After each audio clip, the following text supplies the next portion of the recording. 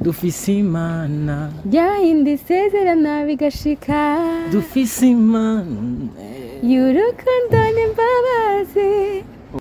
Ndibuka umunsi wa mbere bampa kuririmba ikorasi, umunsi wa mbere nja kuri eglise byaranse ko ndirimba tu nyene ko ubwoba byaranse ko ntangashika, ariko hariyo ama opportunité amwe mora mbona antuka ko bandirimbira Imana sinicuza kandi simpomba. Daniella, ndabizi mu gihe umuntu ariko arakora ikintu cyane cyane kiriko kiraca kuri rezo sosiyo hariyo nka filime turiko turakina ifilime zosohoka antuka narambaye ishusho itari jewe, abantu bazombona nizere ko ntibazobone ko yari Daniella ahubwo bazobone ko ari undi muntu sandi. Rero kubera nabikorwa byo bikora muri Dentalent bica byoroha kuko nasanzwe nkinira muri River Hot Films, rero bica binyorohera kuko ni mezo yanje sanzwe ndimwo, biroroha gukorerayo cyane. Sawa abajama ugasanga bambwiye ati tugende kurya akabenzi, naho nyine ndagenda. Agaki akabenzi akabenzi rero ntuzewe akabenzi karabica bigacika mbe ni mukamenge niho kavuye kuri 11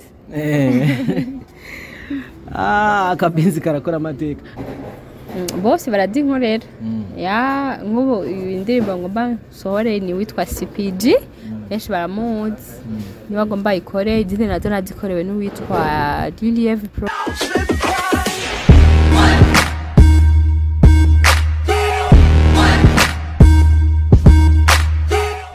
bakunzi ba ICIZA Tv ndabaramutsa gose ndabaha mwiriwe canke mwake bivanye naho muherereye.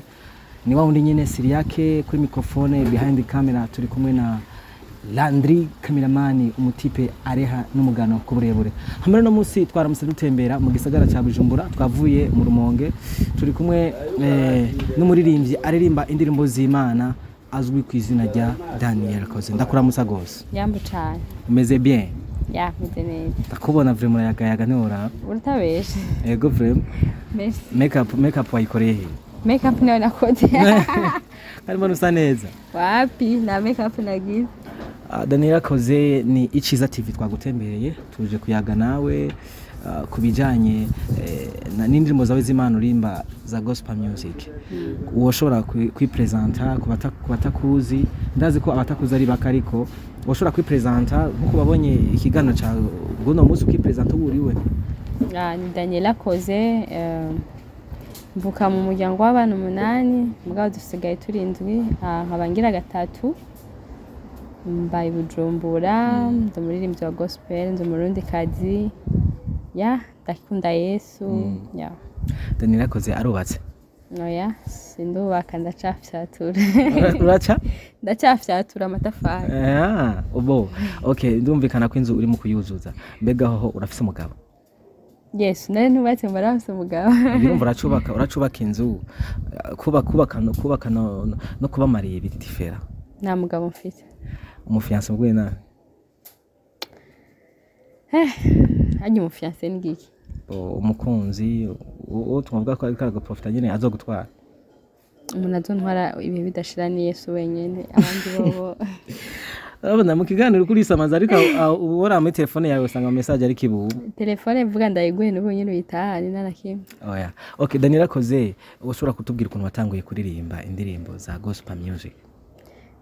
Gutangura kuririmba kwanje byari bitwengeje kubera nabitanguye nkiri umwana muto. Nakuze mbona mama aririmba, umuririmbyi muri eglise. Nanje ndabikunda, nkurira muri Sunday school, nkaza ndaririmba. Ndibuka umunsi wa mbere bampa kuririmba ikorasi, umunsi wa mbere nja kuri eglise byaranse ko ndirimba tu nyene ko ubwoba byaranse ko ntangura. Umushefu wanje numva yateye akura, sinumva ndababaye, numva nyine ndagize umubabaro. Ndavuga ati ikindi gihe bazompa nanje ndoca ndirimba. Rero uko buke ndamenyera ntangura kuririmba. So hageze ko ntangura kuja muri studio, nagiye muri studio 2014 guca umugabo sinari ngiye gukora indirimbo yiwanje. Nakoranye nabo twaririmbana bari basohoye indirimbo, malheureusement izo ndirimbo nizasohotse. Rero indirimbo yiwanje ya vrai nayikoze muri 2017 niho naja muri studio nkora indirimbo ya mbere. Iyo ndirimbo ya mbere biranka ntiyasohoka. Muri ya kabiri rero nayikoreye muri studio zine byarahanze imwe muri studio zine gushika n'uyu munsi nokure ko ntarayisohora. bon cangerageza amachance ya gatatu indirimbo ya gatatu cyangwa indirimbo yitwa wamenye kunezereza indirimbo wamenye kunezereza niyo yampaye amahirwe nene nabihevye nyine mvuga ati je ibintu byo kuririmba kweri sivyo wanje kumbure ndavyitamwe atari gwanje so Imana kiramfasha ndabikora Imana iramfasha biragenda neza kugeza aho bigeze uyu munsi rero ndashima Imana nyuma ya wamenye kunezereza nakoze indirimbo uragaheta nyuma ya uragaheta nkora dufise Imana nyuma yaho nkora kwa Nema no mufise ikindi gikorwa gishasha vuba cyane bibaye ngombwa muri no somene nyene kirashobora gusohoka dufise Imana yahindi sezerana bigashika dufise Imana y'urukundo n'imbabazi. Oh my god, iryo jwi rirakijijwe vrema nubwo bukora ivyaha nubwo bukora icyaha wewe ndibaza iryo jwi ntiriracumura nari yewe cyane ku mutima shatse kimwe n'ivyo bo Daniella asenga mwishengero ryari ndasengera muri Adonai Vuba Mucarama. Daniella mu gihe abantu maze kubona impano yawe bona bakwakiye gute ntabaguciye intege ya abacinega umuntu ntibabura bivanye n'ibikorwa byiwe ariko usanga ushobora kubasenya indirimbo bakabwira ngo raba ukuntu wari wambaye canke ngo hari habudiki ugasa ukibaza ati uwo muntu eske ko abimbwiye agira mfashe iki ara amafaranga agira mbe kugira ngo la prochaine nzoce ndabikora hariho nk'umuntu mwegeze gukomanta commentaire iraho ndamusanga inbox ndamubwira ati none ko mbwiye uko umfashije iki ngo yaho ngurumva ndamubwira ati si byiza rero kuba mukritika abacinege ntibabura ariko jewe sindaba abantu kuko uwampamagaye arahari nimwizigirwa kandi uwo mukoreye neza aramuhemba. Voilà Daniella Koze bigutwara uburyo mu kuririmba none kugeza ubu ko nzi reka nsinda kwishurire kugeza ubu inyungu uronka muri gospel ya inyungu ya mbere nuko ndiko ndakora nshimwa n'Imana ico nico ca mbere nunguka kubera bindutira kuronka amafaranga n'ibindi ibisigaye navyo je mbye maravuga ngo impano y'umuntu yarashobora kumutunga biri mu byo nizeye bizoba muri kazoza naho bitarashika ariko hariyo ama opportunité amwe murambona antuka ko bandirimbira Imana sinicuza kandi simpomba. Daniella ndabizi mu gihe umuntu ariko arakora ikintu cyane cyane kiriko kiraca kuri rezo sosio aragira ibigeragezo by'imisore abamwiruka ko bikibinda gutakiye Daniella kuri ico we nta bigeragezo uhura navyo amanimero abantu baguderanja ibintu nk'ivyo ya ni benshi barahari ugasanga nk'umuntu yamuhaye nimero yanje cyangwa ugasanga basanze inbox kuri page yanje ya Facebook canke usanga nyine nibabura gusa nyine umuntu acamenye ingene avyitwara. Ya Daniella Koze indirimbo yawe ya nyuma nshasha uheruka gukora ni yahe haje ni kwa Nema nyuma ya kwa Nema nta yindi ndirimbo ubu uriko urategekanya abafana bawe kwitega vuba ko ishobora kubahabwa ya nari nabivuze ko vuba cyane mbere muri nondwi bidahindutse indirimbo ndayirekura. Daniella Koze ni umuririmvyi ubona neza ko ariko araririmba neza ngaha mu Burundi. Daniella Koze kubera ikindimbo zawe utari uragwiza ama collaboration n'abaririmbyi bo hanze y'igihugu cy'u Burundi canke bo mu zindi ntara ndafise collabo nakoranye n'umuntu aba muri Canada urumva ko natanguye gusa ndafise na collabo nakoranye n'umunyarwanda nuko ntarayiheza kuyikora mugabo vuba muzoyibona ama collabo ni menshi ndiko ariyo n'abari ko baransaba ko dukorana rero vuba cyane agiye kugwira. Daniella ni kihe kintu umuntu yagubye gukorana collabo nawe umusaba nuko gusaza yikwije hari abantu bakubwira ngo urumva nshaka tukorana indirimbo akakubwira ngo urumva ngo nzohira 50% nawe ure 50% nkamubwira no ni wowe unkeneye sije ndagukeneye so urico gihe je ndamubwira ko aza yikwije ari capable kuri ha studio ari capable kuri ikintu cyose kizokenerwa mu ndirimbo ibisigaye navyo tuzobihembwa mu ijuru ntabyo gusuvuga ngo cuma amahera ngana uko yiyumviriye ko yo mifana yo yima mugabo jewe sinakubwira ngo tuzompa amahera ndabwiye ati uriteguye uri ready kuri ha byose uri ready je nta nakimwe vraiment kubera ko ingabire kuba ndayifise sije nayihaye kugira ngo ndayikoreshe so amakolabo go baje dukorane abanaje ko turavugana ndashobora nanje kuba n'abandi umuririmbyi gusa tuzobivuga nyuma y'ikiganiro Daniella Koze iyo bishitse bakagutumira nko gikorane siko niki kintu rusaba saba adresse gusa sure yeah serious adresse yonyene harabuzo mvango nkeneye nganga déproxement ibiki oya ari nka ruguru atari nk'ibujumbura antuka uravyumva nawe biba bigoye haryo umuntu ashobora gutumira uri mu gakrize ugasanga nyene ntibikunze kuronka uburyo mugabo ari hafi je nta déplacement saba iyo kiretse ari ahantu kure ndabwira ati harakenewe déplacement nta kindi kintu. Daniella, impano ziratandukanye, hari zo gukina umupira, hari impano zo kugira ibintu na biriya, gukina filime, kuririmba. We impano yawe niyo kuririmba yonyene, kumengo hari indi impano ndakuziko. Shaje n'ukuri mfise impano nyinshi naravye naho ndadishira ya mbona simano ya mbere yo kuririmba mu byo nkunda cyane ndakunda yo kuririmba ndafise ya evangelisation ndafise impano yo gukina film ndafise impano yo kuinterpreta ndafise impano yo gutamba intambo z'ikirundi canke ziki hari n'izindi peut-être nabani bagese vre ndafise impano n'ukuri tari nkeya. Okay, hama muri make mu mpano yawe yo gukina filime utuye ahantu nagomba kutura mbega birakorera gukina filime no kuririmba indirimbo z'Imana ko hageraho abaguha nka scene bisaba gukina ibintu naco vyumva bihora bikorohera canke hariho isene zimwe zimukweba? Bon, hariho amasene n'ukuri abagoye hari amasene abagoye kweri nanje hari igihe bamasene nkavuga ati n'ukuri iyi sene yakonda ikina nje ndahivye filme kwikina ego swati baranyorohereza canke bakantahura canke nkabiheba mugabo hariho nka filme turiko turakina ifilme zosohoka antwa narambaye ishusho itari jewe abantu bazombona nizire ko ntibazobone ko yari Daniella ahubwo bazobone ko ari undi muntu ya benda bivuga kirikare. Voilà.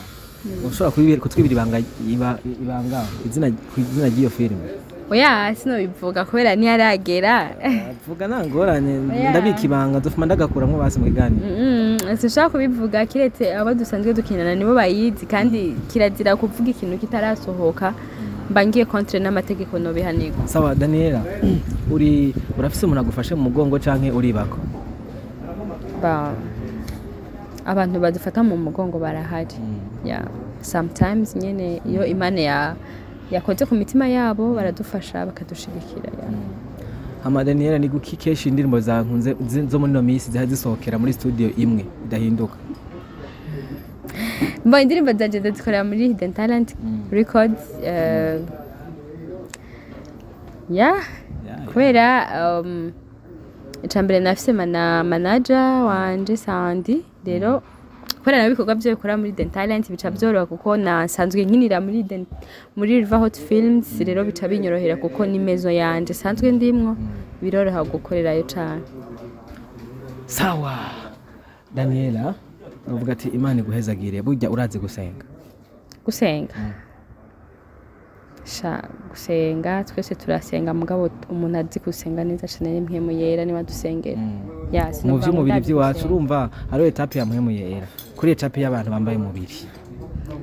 Burya kuba tugiye mu by'umubiri kuba ngeze ngaha ni kubera amasengesho.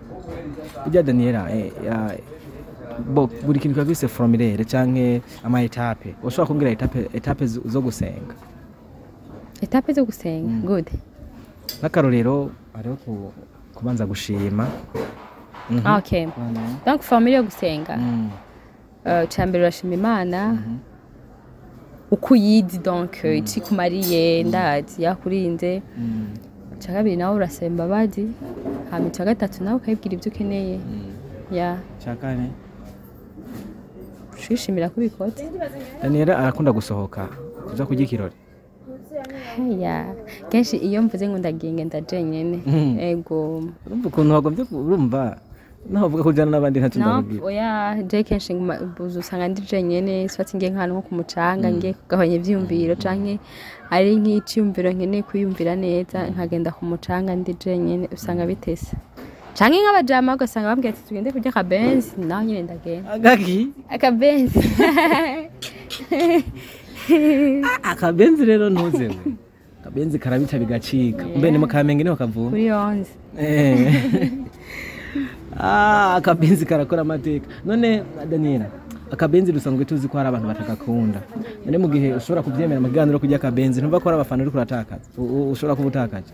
shaka umufana yumva ko kubera njye akabenzi nta kibazo nagende vraiment ntiyari iwanje parce que biri mu byo twaremewe ibiryo si ibiryo byose njya mugabo ibishoboka ndabifungura nyene nkabishimira Imana n'umutima mwiza nk'abagenzi banje benshi navuga ko duhuriye ku kabenzi banje ndagafana aho rero abazora biganiro bazovuga ati umuntu arakunda akabenzi na Daniel c'est vrai umuntu azonyumvira ko mbese azonamwingire tuje kurya akabenzi nari mu rumonge kariyo ntuze mu rumonge ari mikeke naherukayo mugabo sinariye nkuko nari ndabishaka mugabo nta agomba kurya myinshi nari nzi ko nduve nari imikeke myinshi mugabo reka nagutumira muri concert iri hano nzova yuriye myinshi cyane kuvyita wow aho ni bon kugira ngo ige neza rero cyane nukukuriza ubwato nimbabura inga nkubwire nimbabura cyo tujya muri Tanganyika baza bararoba bose urye oya kwera ubwato kweri wapi sha none ko niboti ari ubwato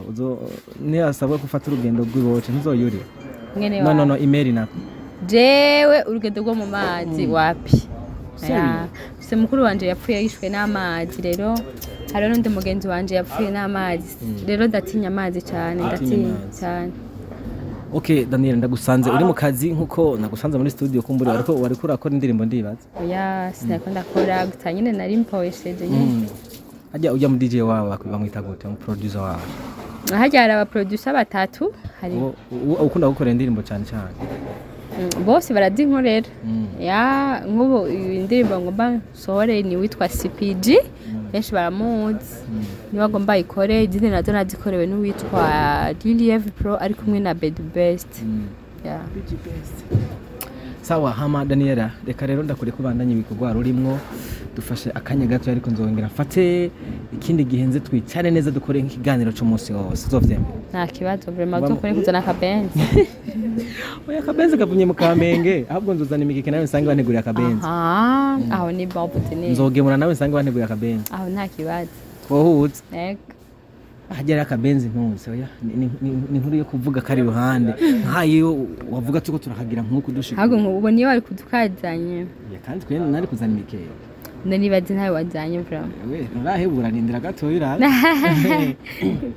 hama abakunzi ba ICIZA TV yari Daniella Koze yamaye abaririmba indirimbo zimeze neza zimeze bye hama novuga ati ndabasezeye gose ndabipfuriza umunsi mwiza ariko mbere ko ndabasezera reka ndamuha ijambo avuge akajambo kamwe kuri ICIZA TV no kuri nyene asigure platform ziwe ashobora kuba yocisha ko indirimbo ziwe ahantu ushobora kumusanga ku mbuga ngurukanabumenyi yacambe ndabashimire cyane abakunzi ba ICIZA TV nizere ko ikiganiro cyagenze neza Chakabiri naco ndabasabe ba following kuri YouTube channel yanje ni Daniella Koze Facebook page Daniella Koze kuri Instagram ni Daniella Koze na TikTok ndakoresha Daniella Koze na Twitter wese ni Daniella Koze reka ndagushimire ku mwanya wafashe ko mburuga TV ariko rakora ukemera ko dukora ikiganiro namwe ndabashimiye cyane nkuko twatanguye dusenga heraheza n'amashengesho hajya twasenze we senga twasenze ubwa mbere ahubwo rero ndakubwire none byagenze ko tugira ngo dutangure iganiro udasenze Daniel twebwe hajya bavuga ngo nawe hariya n'umuhamba donc ibintu byakira uko bita bo imbere ko ntangura uru rugendo nza nasenze niyo mpamvu navuze ko natanguye nsenze nasengeye rero urugendo rwo kuza gukoresha iganiro ufite abariko badukurikirana navyo babonye ko asenze wambagire bagitaho no nasenze mu gutangura nanje nasenze kugira nze kukazi nasenze mana turagushimiye kugira neza kwa turagushimiye ko abanye natwe muri kino kiganiro rero reka twemere ikiganiro cacu kigende gufasha benshi bisigaye twize kuri mana yacu giye kutugirira neza mu izina rya Yesu amen amen abakunzi ba ICIZA TV mubandanye mukora subscribe kuri ICIZA TV mwongera mukora subscribe kuri Facebook page yiwe nizo mbuga zose yavuze nyinshi gose agapakazo upakira no mwishasho kuzuza muzamugize neza Imana irameza